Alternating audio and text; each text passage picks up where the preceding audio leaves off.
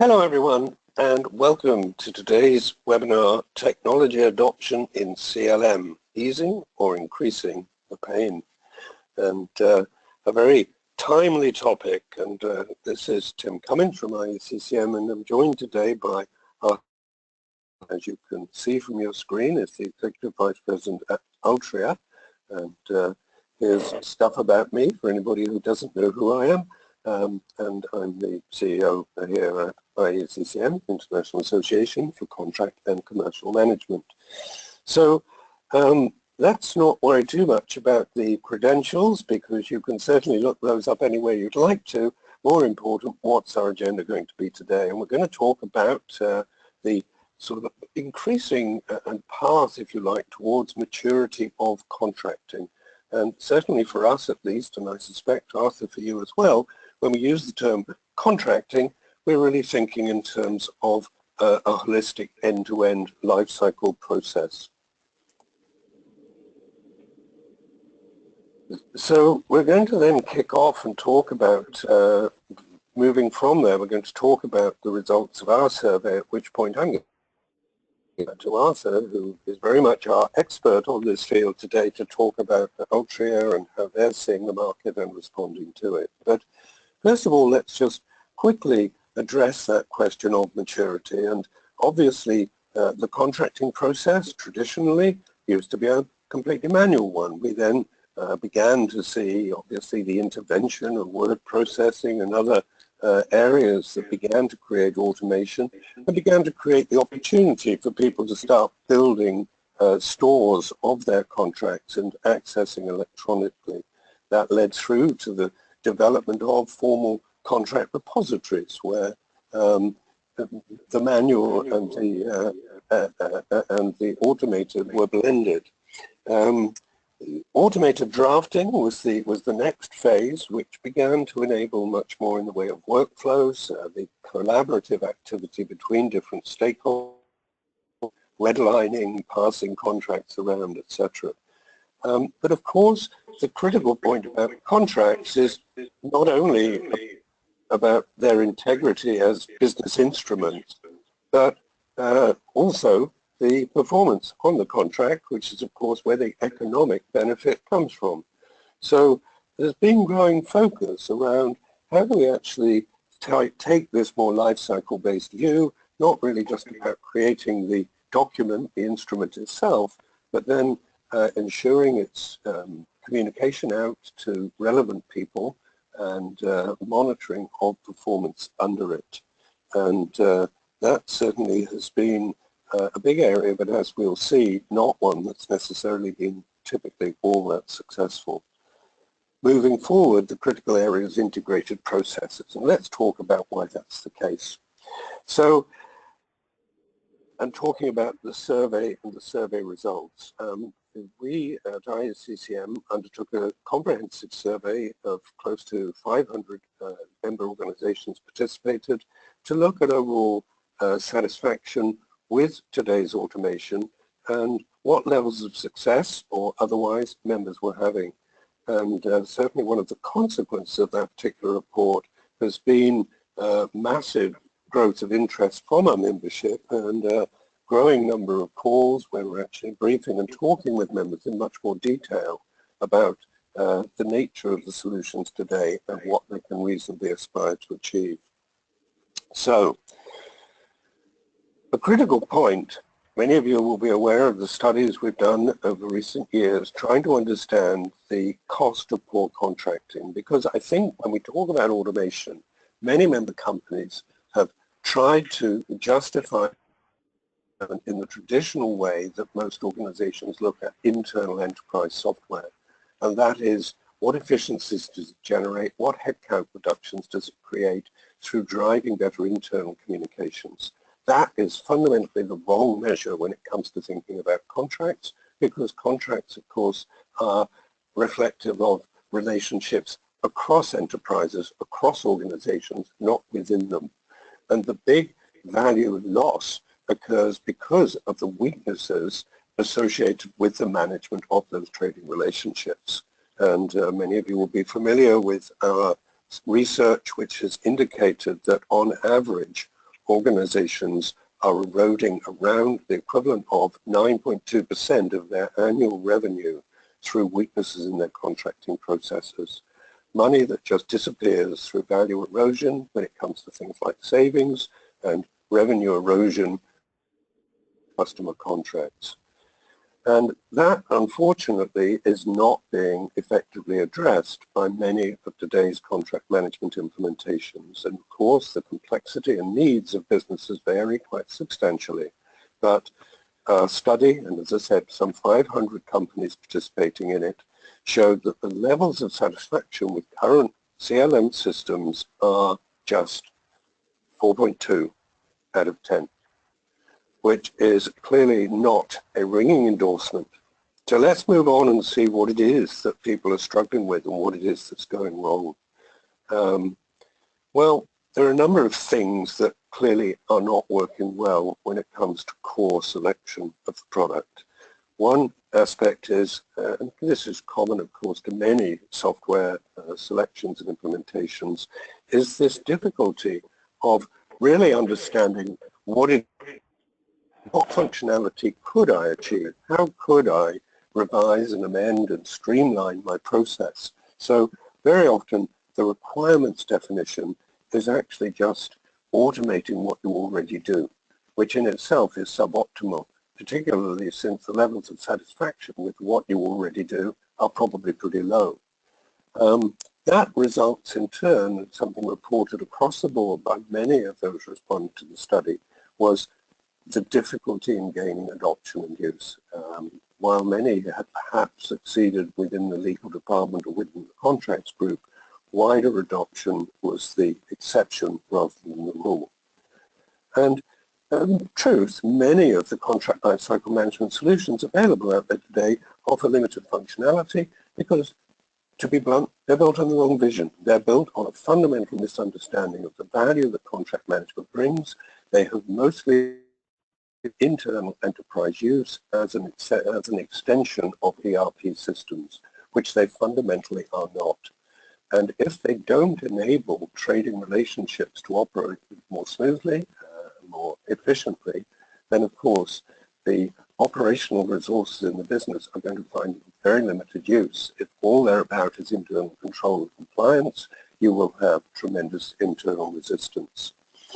Equally, people were telling us they don't really enable good data flows. So that was another big barrier to adoption, because if they're not actually good at generating information and data to help me and do my job, why am I bothering to waste my time doing all the data entry? So that failure to integrate with other systems is resulting in the fact that there is very limited visibility of actionable data from the contracts. And that, of course, when it comes to performance, is the key issue. Finally, very often those systems are not really as configurable as people would want. They tend to be fixed, relatively rigid, and certainly I think organizations find that they either are not able to adapt the functionality as they begin to realize what it is they really need, or alternatively, that it's prohibitively expensive to make those changes. So those were some of the big issues that came out. And, you know, a consequence, you're going to see some statistics in a moment, but here's a summary of the result of it. Again, the report, of course, is available in our library to anybody who would like to access it. People generally using contract lifecycle management systems as a pretty expensive repository, not utilizing them to their full potential. Only about 30% feel that they are realizing a measurable return on investment from having acquired this. And as a result, quite a number of them are on version 2 or version 3 of their contract lifecycle automation, and are in many cases quite reluctant to put another toe in the water and go forward with the business case to deploy something that they are very uncertain is really going to bring them manageable benefit. So, and before we move on, Arthur here, do you see that there's a difference in whether these are on-premise or cloud-based solutions in terms of user adoption or the perception of flexibility or configurability in the tools?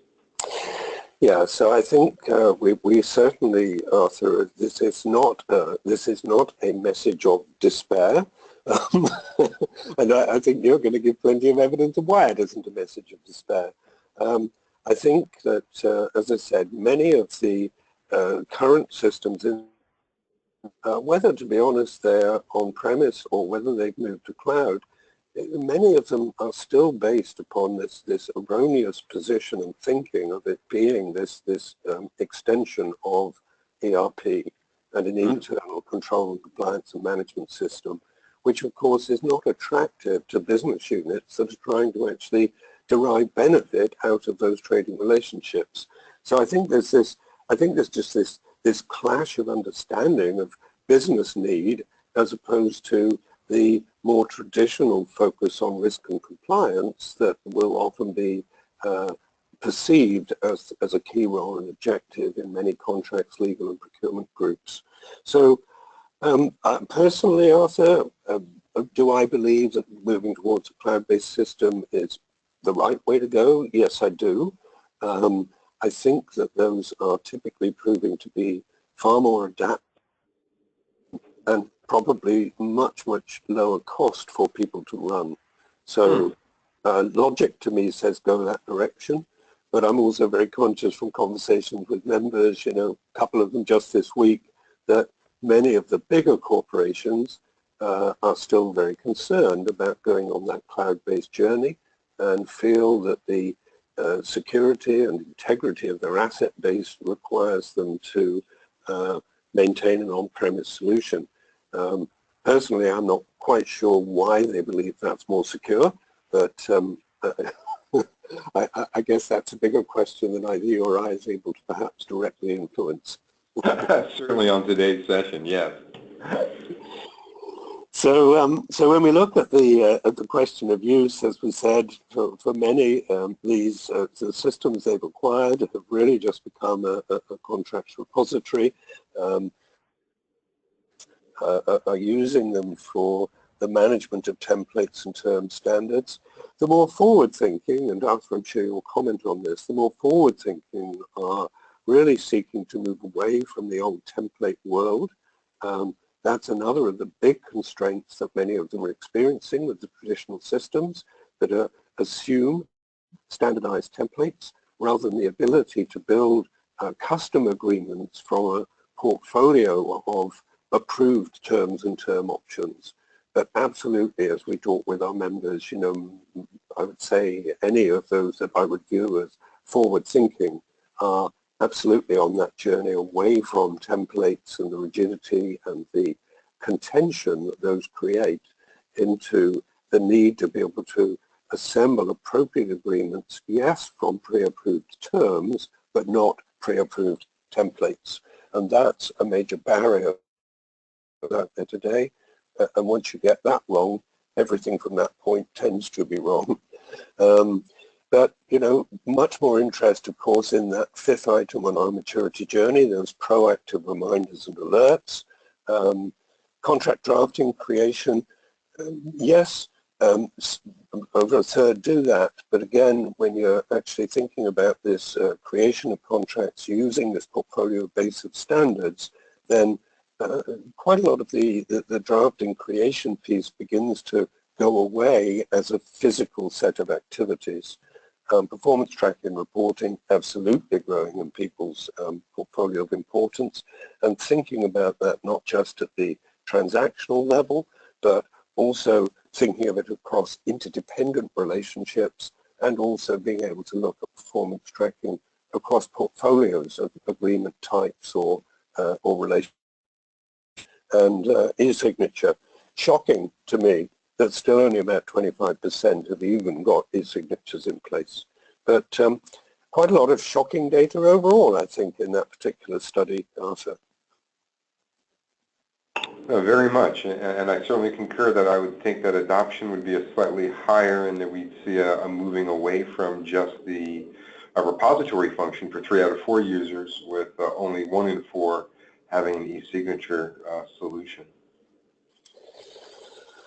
So I think looking at the future, most of the respondents to the survey are aware that the technology platform is potentially changing in dramatic ways, and that there are new and exciting technologies that are going to influence the way we need to think about and operate contract management activity.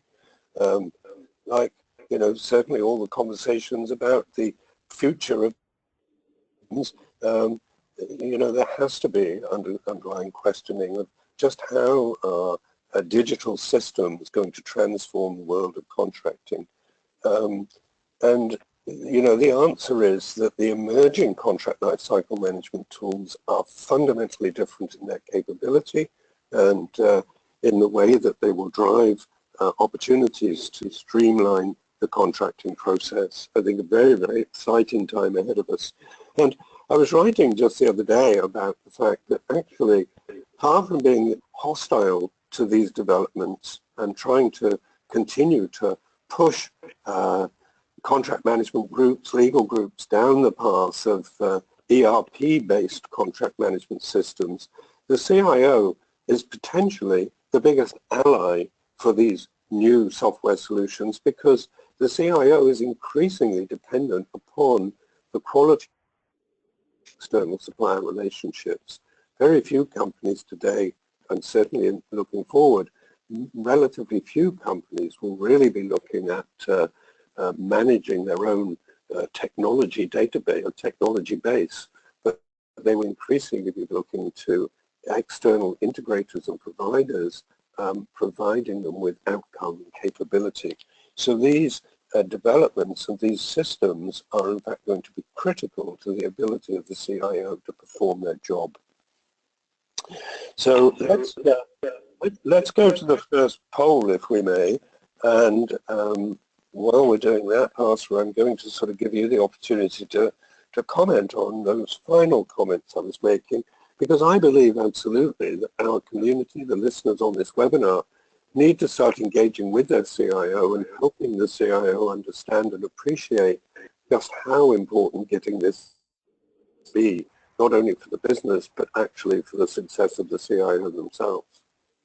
It's very interesting, and I guess, as folks are reviewing our poll questions here, in terms of the challenges that may or may have been faced by their organization after implementing a CLM solution, the alignment between business and the CIO, because of that sort of extended value chain, even within the contract management process.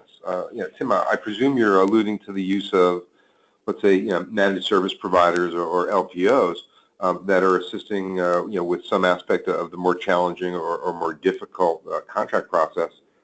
In addition to the increased use of sort of the self-service portal model to increase turnaround time satisfaction, but sort of decrease wear and tear on central contracting, that these are both places that... Yes, well, but I'm thinking more broadly, in fact, Arthur, in terms of the CIO's performance is increasingly depending upon their ability to manage contracted relationships with a portfolio of software and service providers. Oh, perfect. In that sort of service level agreement for ongoing support services in their virtual or extended organization. Right. Very much that feeds into that interest earlier of post-award performance management. Exactly so. And so if the CIO cannot actually manage the portfolio of contracts on which their success depends, they are going to be badly exposed to the business for their failure to deliver promised service levels. One of the companies that we were recently talking with, and I'll share this story while folks are looking at the poll questions, but I think almost everyone here can relate to this. A fairly large financial services organization, their CIO, sort of central team, penalizes individuals for coming up with contract renewals less than 90 days prior to contract expiry for core infrastructure or core service, because they understand that importance, that they need to look at opportunities to get better value from their trading partners. And this is, to Tim's point, very much core infrastructure capabilities, that if someone on the team comes with a contract renewal without having sufficient information and knowledge ahead of time, their personal bonus at the end of the year is directly and negatively impacted. A little draconian, but it certainly underscores the point that if you've got a few dozen core infrastructure contracts, that is a very large percentage of your operating costs. Let's have a quick look at these poll results. We only offered you the ability to select one of these options so that you were forced into saying, well, which is the worst, because I suspect that many of you might have chosen more than one. But, well, fairly well, over half actually haven't yet implemented the CLM system. So I hope they're finding our observations interesting, and it's giving them some hints and tips on the things that they should avoid. But of those that have implemented, 19%, slightly the biggest number, requires intensive training and not user-friendly, so clearly something that impacts adoption. The second and almost equivalent at 17% is the difficulty they have with integrating, so again reinforcing the point we made about lack of good data and streamlined data flows, and the minor ones, the CLM solution offers limited functionality, and finally that it provides limited scope for configuration. So I guess really strong endorsements there from those who are existing users of those survey findings. Absolutely. I find one of the things that's interesting is that the challenges are not with configurability or core functionality. It's the use and the integration of that platform into the broader organizational landscape. I mean, this is more than just technology. It's part of the business process, I think. Would you agree? I absolutely would. And I think, of course, it's in a sense indicative of the problem that we've often identified, which is that, you know, as the UK's National Audit Office expressed it, the problem with contract management is that senior management hasn't taken it seriously enough. And it is that lack of visibility and coherence to the process extraordinarily difficult to get proper attention to what really is possible and feasible out of this process, and, you know, particularly what are the incredible business values that you can achieve if in fact you have done the right things with it. So let's move on. I think we've talked quite comprehensively about the current state of play. So let's look a little bit more at the situation as far as Ultria is concerned, and you know, what you bring to the party, Arthur. Very good. Thanks very much. And I trust after the poll that we're back to seeing my screen the right way and all that other good stuff.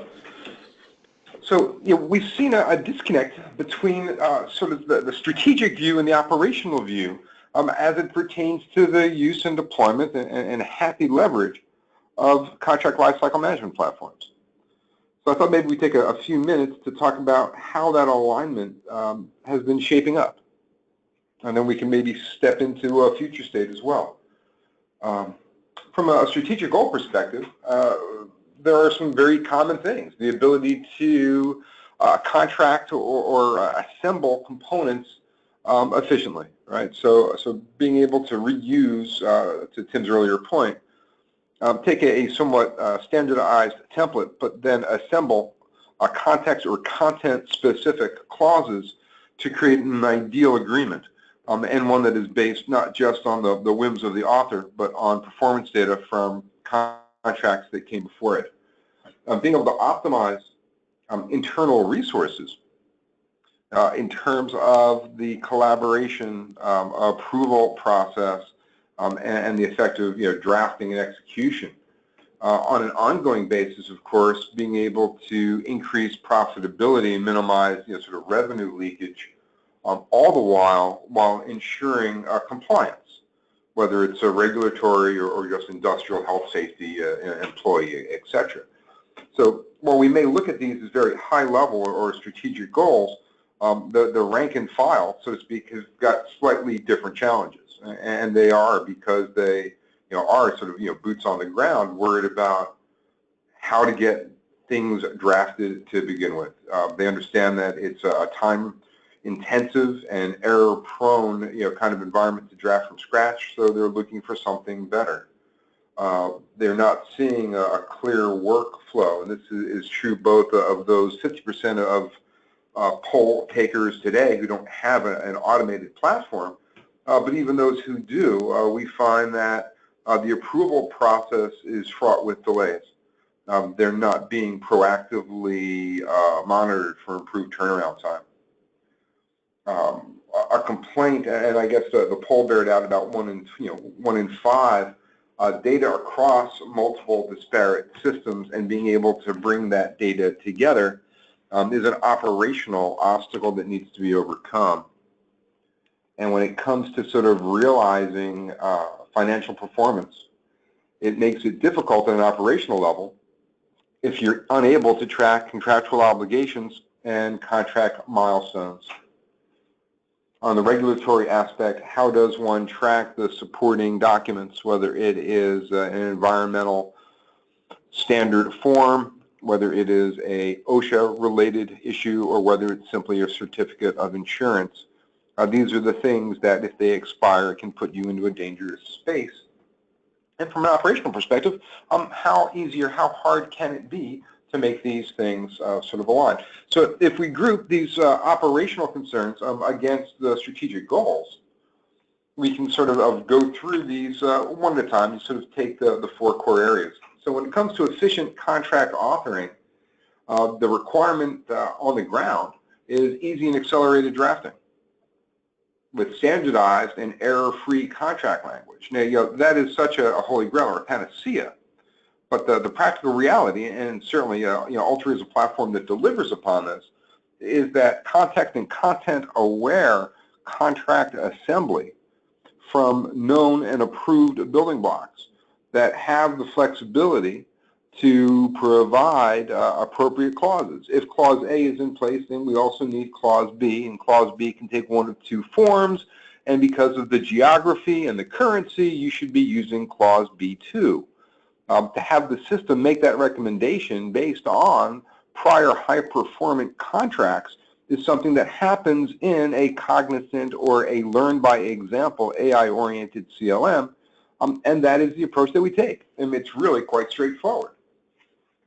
So by leveraging things like Microsoft Word plugins, because it's everyone's sort of favorite authoring environment, having a predefined, pre-approved clause library that is organized and structured for the key business scenarios that you will enter into, and using artificial intelligence to drive optimal clause suggestion helps generate a standardized and darn near error-free agreement or contract. By leveraging the configurable templates, including even third-party templates, and embracing third-party paper as your own through a disassembly process we'll chat about towards the end of our session, you now have all the benefits of sort of native contract drafting on your paper applied to third-party paper, effectively leveraging or leveling that playing field. And being able to compare third-party paper against your existing clause libraries to really take a good look at what is onerous versus what is minorly annoying versus something you can live with, and doing that both from a traditional fallback and alternate clause perspective. Just to give you some examples, the ability to have smart clauses that also remind you or indicate to you where these clauses can and should be used, and how those are put into both existing templates as well as third-party content templates. Now, optimizing internal resources in this process, whether it's the drafting or the approval, is really a matter of providing a level of enhanced productivity. To the earlier survey question, not just the survey question, but really the IACCM research paper that talks about such low user adoption rates, or the insistence that there is a high level of training. Quite frankly, and by the way, we didn't just build this presentation, right? So this presentation sort of presumed what we see out there in the market, which everyone here has also echoed back to the polling, that the software needs to be easier to use. It should be more intuitive. It should be a dialogue, not a lecture. So they're providing a more intuitive business function aligned, business process aligned environment that increases the level of productivity inherent in the contracting function, and by integrating with other enterprise systems, reduces the amount of data that has to be sort of re-entered, re-keyed, or even revalidated. So by having a unified software platform that allows and nurtures and almost endorses or propounds collaboration across different business units by providing different kinds of interfaces to the sales organization, tying it to the CRM, making it part and parcel of the order management process. Having automatic connections for contingent labor workforce contracts within the HRMS platforms. Right? This is just something that happens when you build in the cloud, you build for the cloud, and you build to integrate into an enterprise, a large enterprise environment. This also facilitates the use of configurable workflows that adjust to real life. We all know it's not always going to be A to B, B to C, C to D. Sometimes B is out on maternity leave. Sometimes C is out on travel. How do we get from A to D? What are our alternate paths? And to do that dynamically and to do it intelligently, to do it so that we're not wasting resource time. Where we automate as much as we can, we bypass wasted steps, and we provide the faster turnaround time. So by integrating with operational systems, whether it be the core transactional ERP, sales management, order management platforms, the CRM, the OM platforms, or even HRMS and procurement, the ability to exchange data in real time with these systems allows the fast and ready, not just creation of the contract, but as we'll see in further sort of segments, managing ongoing contract performance. I had an opportunity to speak 2 weeks ago and made the comment that it may take 6 months to draft the perfect contract, but that's a 5-year term, so it's going to run for 60 months. Where do you want to put your money? Or do you want to ensure that you've got that ongoing contract performance taken care of? So in terms of flexible workflow and the ability to literally drag and drop and change as needed, all within the constraints and the rules, Ultria supports this kind of a visual indicative workflow creation template. The ability for us to track changes within and without the organization, and the sort of bundling, if you will, of the contract creation process into your, I'll call them feeder systems across the extended value chain. Having a CRM initiate the creation of a contract. So I want to flip a quote perhaps to an agreement or to a contract. I want to do that directly from Salesforce, and I want to drive a customer agreement or even an NDA or a distributor agreement, and then bring all of the information from the context. Notice that we're seeing something that looks and feels like the CRM. Behind the scenes, it's being driven into the Ultria CLM for the drafting and creation of the contract, and then guiding the user to use the best template, bringing in the right clauses, all from the context of the CRM, the Customer Relationship Management Platform. So once we got to the point where we have an optimization of the resources going into creating drafting assembly and sort of the collaboration and execution of the agreement, how do we manage the ongoing contract performance? So how do we enhance the profitability, minimize revenue leakage, or maximize savings opportunity, depending on where which trading party is involved on the contract side?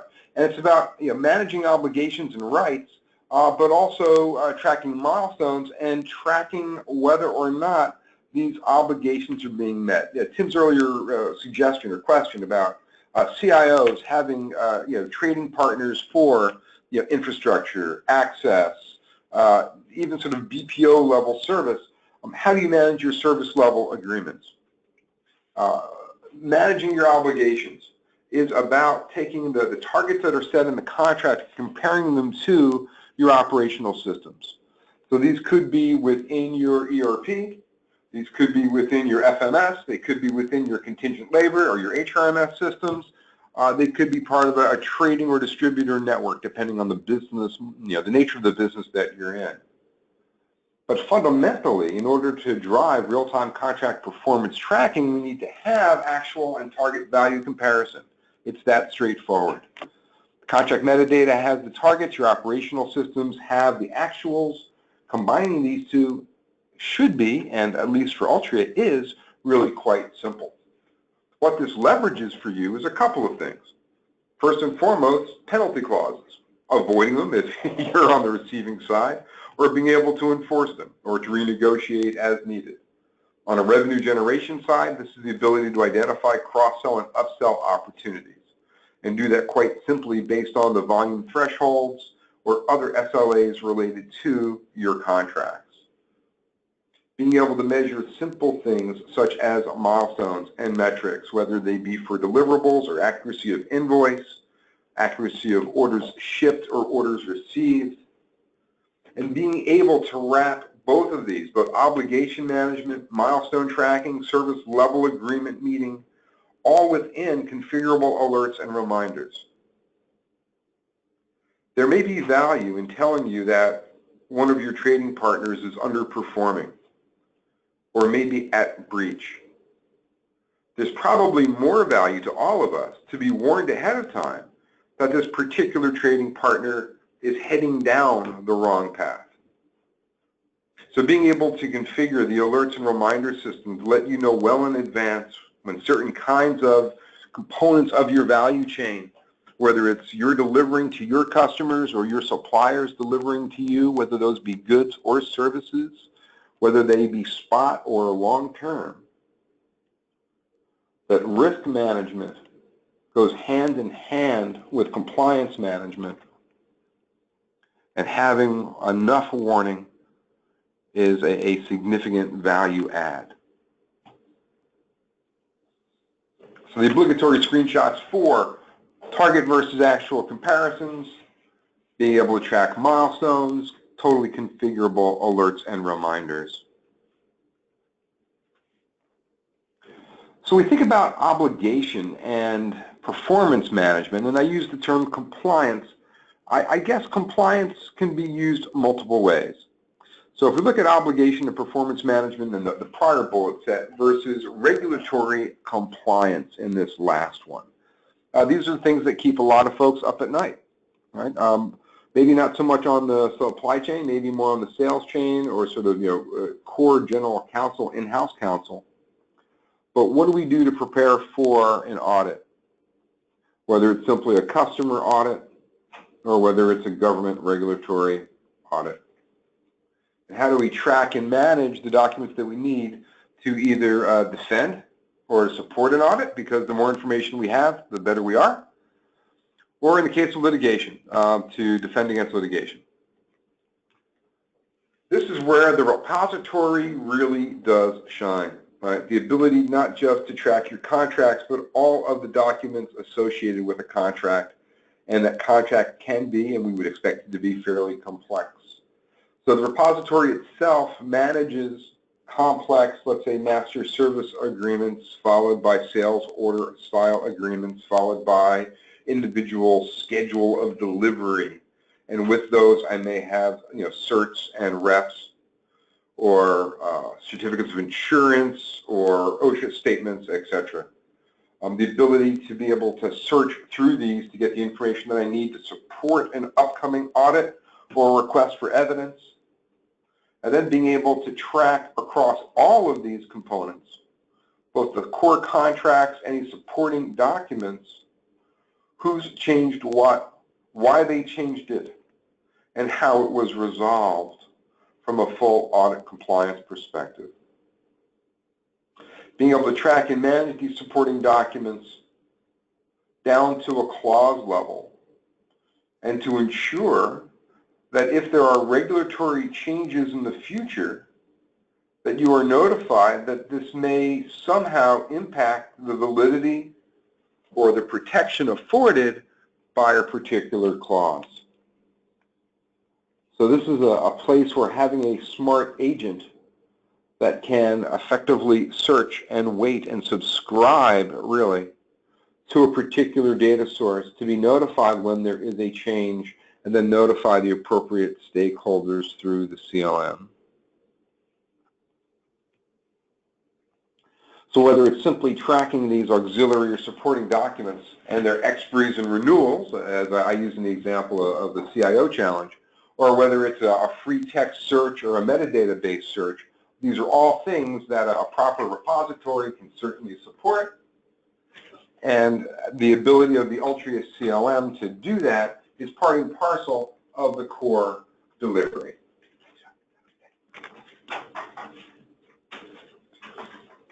So perhaps what I'd like to do now, and I think, Tim, I've had a chance to sort of describe some of the core componentry within Ultria, or more importantly, how it's been helping organizations align their strategic goals with their operational objectives. Might be to sort of run a quick poll about what the future looks like, or more appropriately, what people are sort of concerned about in the future.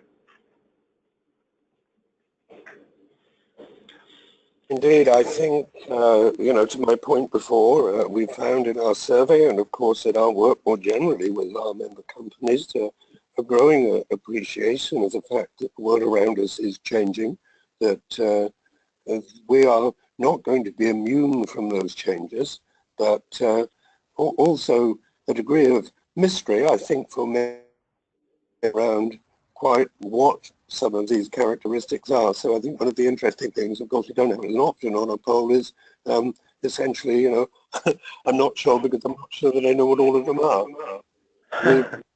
We've certainly, much of our time at the moment is trying to help organizations understand what is blockchain and how is it relevant, or in what ways will artificial intelligence really become most visible and most pervasive in the contracting of the future. All these sorts of questions, of course, are absolutely high on our agenda, and for those who were at our recent European conference, our contract tech track is one that is very much designed to help organizations prepare for the future, and of course we have that coming up on an even bigger scale at our Americas conference in October. Because we absolutely know that many of our members are now beginning to look quite seriously at ways that particularly blockchain, I think, could affect their whole sort of asset management framework, and contracts, of course, being right at the heart of that asset management challenge. That's interesting. I think we're seeing a little bit of chat regarding the chatbot idea for self-service. Mm. Yeah, absolutely. I mean, the whole shift, of course, for contract management functions, buy side and sell side, has got to be towards how do I enable the business without obviously loss of control. But these solutions such as chatbots and indeed these other activities here are all about really enhanced visibility and most important delivering increased return on investment. And I think the business case now for automation is fundamentally transitioning, because as you're getting to move it away from this historic model of justification because of the resources I'm going to save in my contract management or legal function, where really it has minimal impact, in relative terms for most businesses. These new functionalities and capabilities are transformational in terms of the value potential, and it probably for many organizations becomes the most compelling ROI of any software investment they could be making. It's very powerful. So let's have a look and see what people tell us in terms of what they're experiencing here. So, well, as we said, we didn't give them the choice of saying, I haven't a clue because I don't know what you're talking about. Probably no great surprise that predictive risk analysis is really the top of the list here. That obviously the ability to become better at forecasting problems rather than endlessly reacting to them is moving away from a firefighting role into a problem-solving and problem elimination role is one of the biggest priorities we see for our members, and very real possibility with these technologies.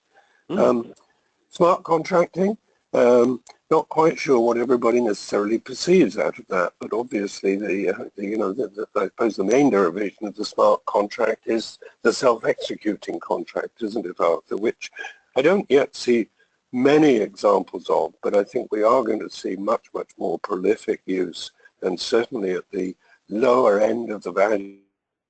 We are already having member companies that are talking and asking us about the sort of self-executing purchase order, for example.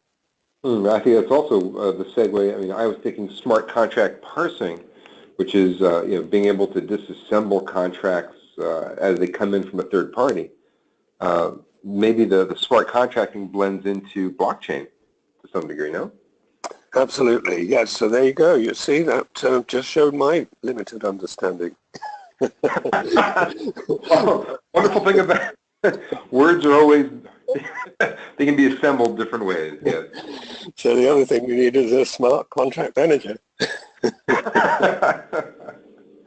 So interesting stuff. And yeah, absolutely, yes, that ability to, so essentially with smart contract parsing, you're really thinking more about natural language processing and that type of functionality. I think that might have been the original intent of the poll, yes. Very good. Well, let's move on then. We'll take a look at the future, so to speak.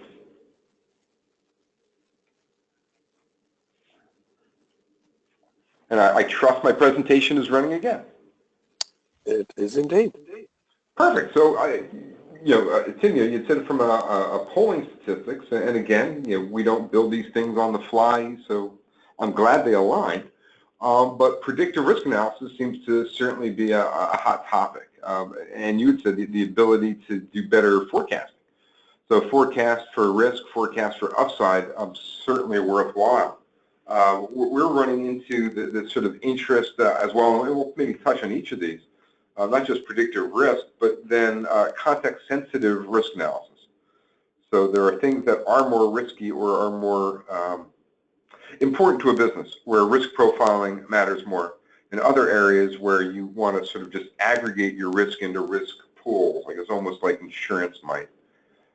When we look at predictive risk analysis, being able to leverage the algorithms to sort of personalize and rather in an as objective a manner as possible, assign and ascertain a risk and do it consistently, so that you can have a risk predicated based on actual clauses within agreement, based on past performance of similar contracts, historic performance data coming, let's say, from either a customer's, say an order management or an FMS for sales side, or from a vendor, a scorecard vendor management system, and use it as the sort of the canary in a coal mine. Give you more than sufficient warning to implement corrective behavior, whether it's your fault or theirs. It's still a matter of identifying potential risk and then what behavior modifications are required to make the correction. Being able to simply run, time-based predictive risk profiling based on past performance lets you set a watch list for those particular criteria that need to be monitored, that have a high level of importance, as compared to a risk profile for a particular contract or a schedule within a contract, to the contract's large, or to the external contracting party. This is a customer who always slows pays. This is a customer who may be facing financial distress. That's based on past acknowledgement of receipt of good, past acknowledgement of receipt of invoice, past payment clearing, etc. And also to feed into that, credit score from the credit bureaus, or other interactions based on number of support calls, but bringing in all of these sort of performance variables to create a weighted risk model that is specific to the contract party type, the contract domain, geography, etc.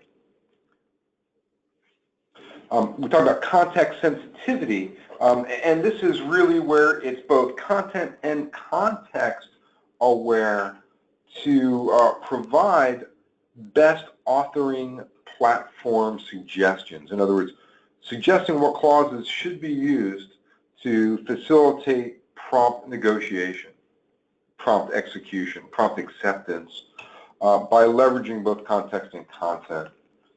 This is true for both leveraging your smart clause libraries, right, against your existing templates, but is increasingly important and also increasingly available to work with third-party paper. So this sort of blends into the idea of smart contract parsing to take paper from the other party, whether it's a large customer or a large supplier, disassemble the third-party paper, do a clause comparison against your ideals. So if this is my normal limitation or liability preference, this is the third party, how close are we, where is a good meeting point? And based on a prior engagement or likelihood of risk or governance law, what should our clause suggestion be?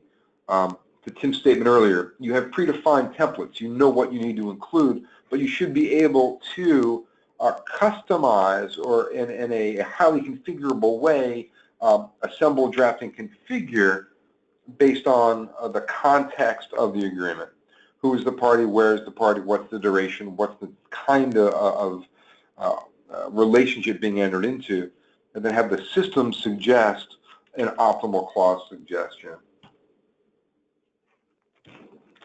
This has been getting a little bit more sort of buzz in the, I'll say, non-contract management aspects, let's say immigration law and the like, for obvious political reasons, but the democratization of access. We're finding the main interest from a contract life cycle perspective being that the full life cycle, and Tim and I have both talked about the managing of contract performance after sort of the award. But where does it actually start? It starts at the request for a contract. So, we've all seen solutions that have been optimized for, here is an NDA portal, or here is your, your BAA portal if you're in the healthcare space. And increasingly what we're seeing, though, is more and more standard format contracts are fitting into this sort of coin-operated engineering environment. I can go in, I can say this is my contracting party, this is where they're based, this is the contract value that I expect, these are the goods or services that are going to be involved. The system, the CLM, should be in a position to generate a straw man, if not darn near fully complete agreement for some very high percentage of the time, and do that by leveraging the knowledge, the experience, right, the input of the risk models even, that is empowered through sort of the centralized contract management function, and distribute this good knowledge in a highly governed way out to the edge of the organization, to the people closest to the trading parties who know the nature of the business. This is all about streamlining the process. And there are certainly those who've talked about creating standardized, templates for common goods and services. We're seeing certainly more of that in Europe. I can let Tim talk to that better than I. But it's something that we are seeing, quite heavily. So the ability of the CLM to take it from the request point out to the delivery point and then managing against future delivery, providing this kind of access across teams from not just sort of legal and contract management out to sales, HR, service, etc., and providing even this access to trusted third parties, distributors, licensees, etc., again, to sort of leverage the core value. Tim, do you want to add anything to that before we move forward?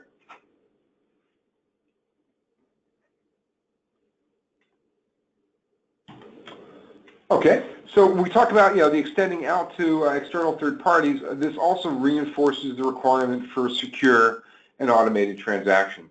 So we look at this in a couple of ways. To have a trusted third party use your contract repository, you want that access to be secure, to ensure confidentiality, that is authenticated to the right people. And these are the things you'd expect from enterprise-grade solutions. The one that tends to make people go, this is interesting, is blockchain. All right, so blockchain, the technology for automated and secure transactions, right? The effectiveness is these are autonomous. All right, their execution is distributed. Their audit is distributed so that you know that they cannot be manipulated. It's been attracting significant investments from major global financial institutions from a core hard technology.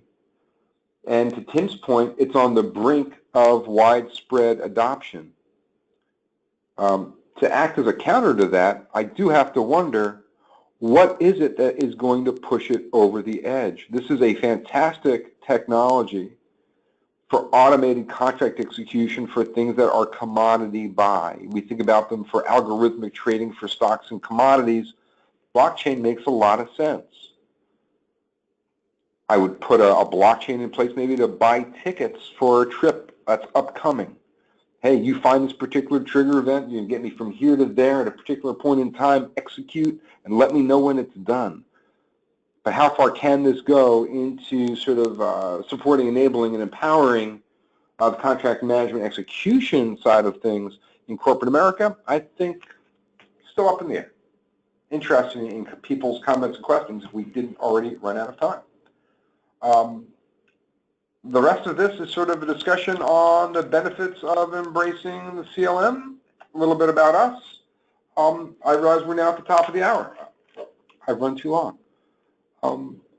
Tim, would you like to wrap up? Yes, thank you. This time I'll unmute and probably will be more effective.